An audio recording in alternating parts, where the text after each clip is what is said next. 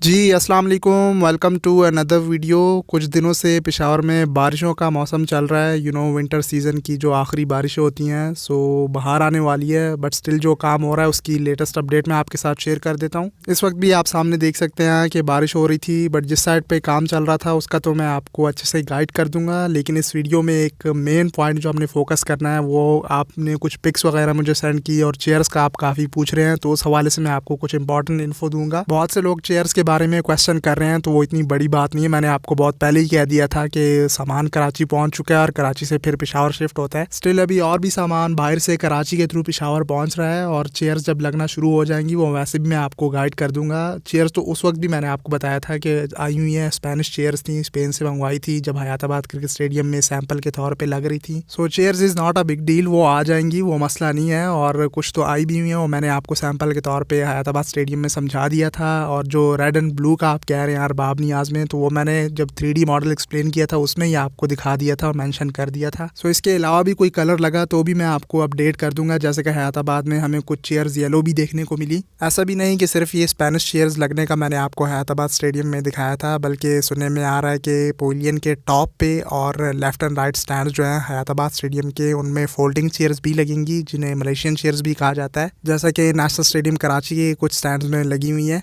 सो chairs को लेके आप इतना कंफ्यूज ना हो, जब यहाँ पे लगना शुरू हो जाएंगी तो मैं आपको आराम से गाइड कर दूंगा। आती है नहीं आती वो तो और भी बहुत सारा सामान है जो बाहर से आ रहा है। पॉइंट हमारा लगने से है जब यहाँ पे तमाम तर सैंपल के तौर पे टेस्टिंग हो जाएगी, जैसे हैदराबाद स्टेडियम में भी की गई, और फाइनल टचेस दे दी जाएंगी। फिर जिस हिसाब से जैसी जैसी चेयर्स लगेंगी, जिस तरह से लगेंगी, वो मैं आपको गाइड कर दूंगा। सो ऑब्वियसली अब स्टेडियम फाइनल मराइल में है, तो अब ये बड़ा काम ही रिमेनिंग है, यही होगा। जैसे कि चेयर्स हो गई, रूफ में ये शीट्स की इंस्टॉलेशन हो गई और लास्ट स्टैंड में ट्रसेस हो गई। बस उसके बाद तो ग्राउंड की लेवलिंग, पिचेस, ग्रास, ये इतना टाइम लेता नहीं है, विद इन वीक ही कर लिया जाता है। बस फिर ग्रास के लश ग्रीन एंड ग्रो होने का वेट होता है, और वो मार्च के महीने में आपको पता है जैसे बाहर आती है वैसे वैसे ग्रास भी बेहतर होता जाता है, जैसे पिंडी स्टेडियम का अब ऑस्ट्रेलिया की सीरीज के लिए हुआ है। खैर ये सारा कुछ इस वीडियो में डिटेल से डिस्कस कर लेते हैं, इसलिए मैं अक्सर आपसे कहता हूँ कि पूरी वीडियो देखा करें ताकि आप ये सारी इन्फो मिस ना करें। अब ये मैंने 3D मॉडल वीडियो में, और जब हयाताबाद में चेयर्स आ रही थी उस वक्त भी सारी ये चीज़ें गाइड कर दी थी, लेकिन बहुत से लोगों ने मिस कर दी, इस वजह से वो पूछ रहे थे। बट कोई नहीं, इस वीडियो में फिर से सारा शेयर कर रहा हूँ। तो चलिए वीडियो को शुरू कर लेते हैं, लेटेस्ट काम भी देख लेते हैं। चैनल को सब्सक्राइब करके बेल आइकन को दबा लें ताकि आपको आने वाली अपडेट्स मिलती रहें, और काइंडली वीडियो को ज़रूर लाइक कीजिएगा।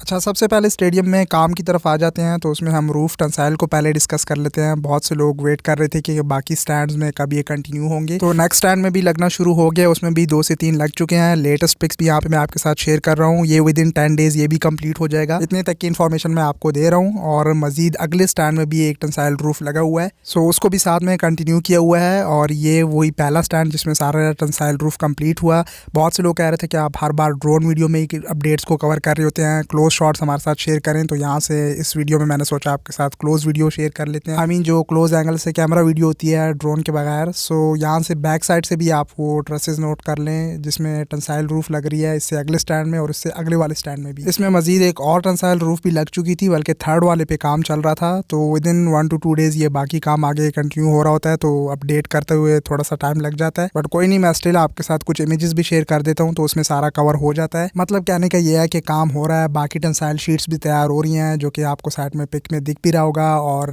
रूफ के काम को मजीद कंटिन्यू कर लिया गया है, जो आप बहुत पूछ रहे थे, वेट कर रहे थे। और हर गेट के ऊपर जो बड़ा टंसाइल पीस शीट आएगा उसमें थोड़ा सा काम अभी रिमेनिंग है, क्योंकि मैंने आपको समझाया था कि उसके बीच में एक सहारा भी लगेगा, तो इसलिए उसको थोड़ा सा बाद में छोड़ा हुआ है। लेकिन बाकी काम को नहीं रोका, तो बाकी के टंसाइल रूफ जो है उसको कंटिन्यू कर लिया है।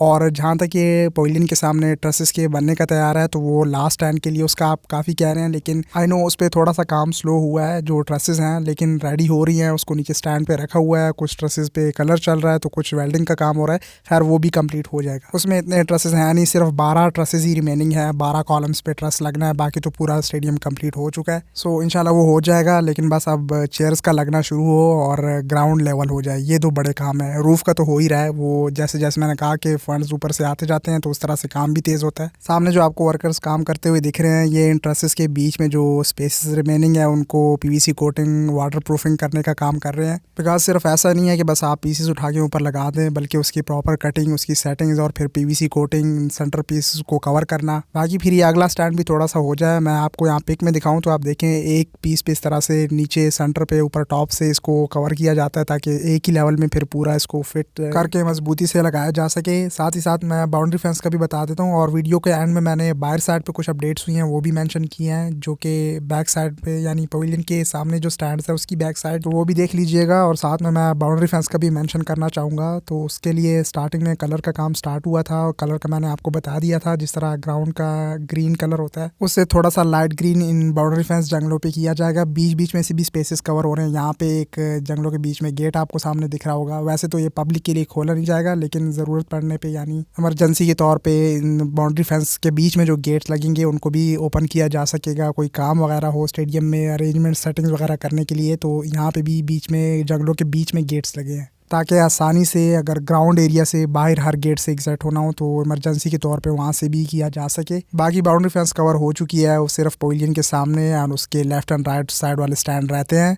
और लेवलिंग का काम भी आलमोस्ट स्टेडियम में यहाँ पे किया जा रहा था, जब बहुत पहले मैंने आपको दिखाया था, तो वो भी इतना टाइम नहीं लेगा। स्टेडियम भी आलमोस्ट लेवल ही है। चेयर्स का तो मैंने आपको अच्छे से स्टार्ट में भी गाइड कर दिया कि बस उसका लगना ही मैं आपको अब दिखाऊं, क्योंकि बाकी तो मैंने आपको सैंपल के तौर पे और जब लग रही थी हयाताबाद में उसमें भी कुछ चेयर्स दिखा दी थी जो स्पेनिश चेयर्स थी। बाय द वे ये सामने जिमखाना क्रिकेट ग्राउंड में यहाँ पे मैचेस भी हो रहे थे, ऊपर से शॉट लेते वक्त मैंने सोचा ये भी आपको दिखा दूँ। बहुत से लोग एकेडमी से क्रिकेट स्टार्ट करने का कहते हैं, मुझे अक्सर कमेंट्स और मैसेजेस आ रहे होते हैं। तो यहाँ पेशावर में भी ये जिमखाना क्रिकेट ग्राउंड है, बहुत से बच्चे आते हैं यहाँ पे खेलते हैं और यहीं से निकल के जाते हैं। इवन बड़े बड़े प्लेयर्स यहाँ पे, इवन अफ़गानी क्रिकेटर्स खेले हुए हैं, मोहम्मद शहजाद हो गया और बाकी ऐसे बड़े नाम आप देखने में जो मैंने पहले आपको बताया भी था।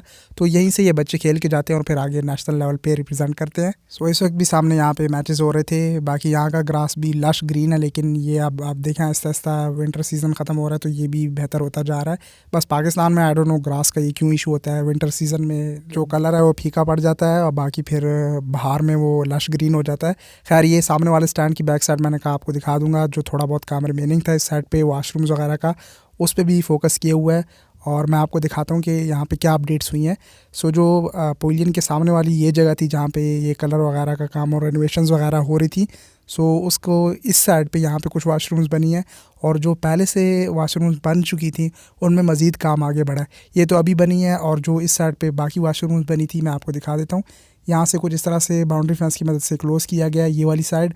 यहाँ पे भी एक बड़ा गेट आएगा बाहर साइड पे जो रोड से कनेक्ट करेगा, और इसी स्टेडियम के गेट पे जब आप आएंगे तो इसके राइट साइड पे आप देखें ये तमाम तौर वाशरूम्स में भी अंदर काफ़ी अपडेट्स हुई हैं और ये भी बन गई हैं। अगर मैं थोड़ा सा जूम करके आपको दिखाऊं तो आपको टाइल्स दिख रही होंगी, तो इन साइड ये भी सारी भी यहाँ पे तैयार हो गई हैं। ये कभी कभी हम मेंशन कर देते हैं, आपको दिखा देते हैं, बाकी तो आप जितना भी काम है वो नोटिस कर लेते हैं। So let's hope for the best. जैसे एक स्टेटमेंट आजकल के दिनों में ट्विटर पर सुनाई दे रही थी कि आने वाले PSL 8 में हर टीम का होम ग्राउंड हो। लगता तो मुश्किल है बट उम्मीद है कि ये पेशावर का एटलीस्ट रेडी हो। होपफुली आपको सारी चीज़ें क्लियर हो गई होंगी। इंशाल्लाह फिर मिलते हैं किसी नेक्स्ट वीडियो या अपडेट के साथ। अपना ख्याल रखिएगा। Take care. अल्लाह हाफिज़।